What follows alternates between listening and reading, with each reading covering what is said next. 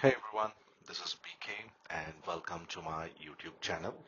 Okay, and in my YouTube channel, we are going to talk more of the tech side of what's latest in the industry, what you should learn, what you should know about just to stay alive in the industry, right? Here we go. Today we go for a quick introduction to Agentic AI, and this is going to be the chapter one, right? And let me start with a simple example because I don't want to go for a definition first, which might confuse you. So let me start off with an example. Maybe I will do the reverse side of it so that you can correlate things better with a real-time example, right? So, well, that's agentic AI comes in. So I'll give you a quick explainer. Imagine you are planning for a surprise birthday party, right?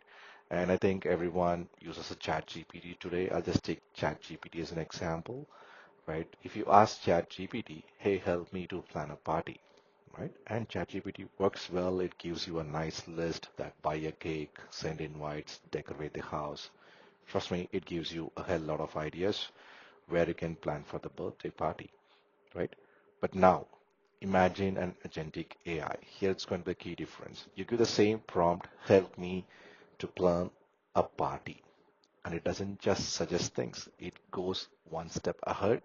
It orders the cake for you, it books the venue for you, it sends calendar invites for you, and even generates a playlist all by itself, step by step. It acts like an agent, and that's why it is called as an agentic AI.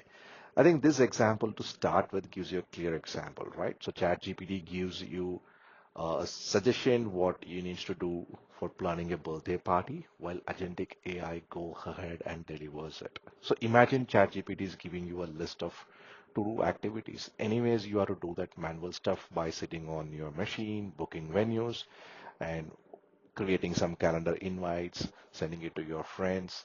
Then you have to order a cake. Maybe you go to the shop or order it online. Everything you do it by yourself.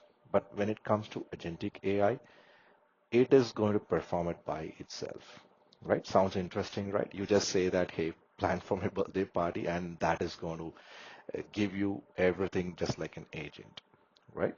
So what actually it does, it can search the web, okay? It can work across multiple tools, platforms, and tasks all in one flow without needing you to babysit at it, right? Why I use this word babysit at it, right? For everything you need to sit, look at things, but agentic AI is not going to do that.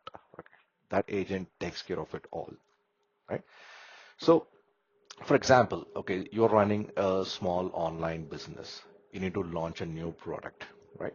What with agentic AI can do is agentic AI can create a product listing, write social media captions, schedule posts, and even reply to basic customer queries, all on autopilot. So that means that's powerful, that's productive, that's agentic AI, right? So why does it matter?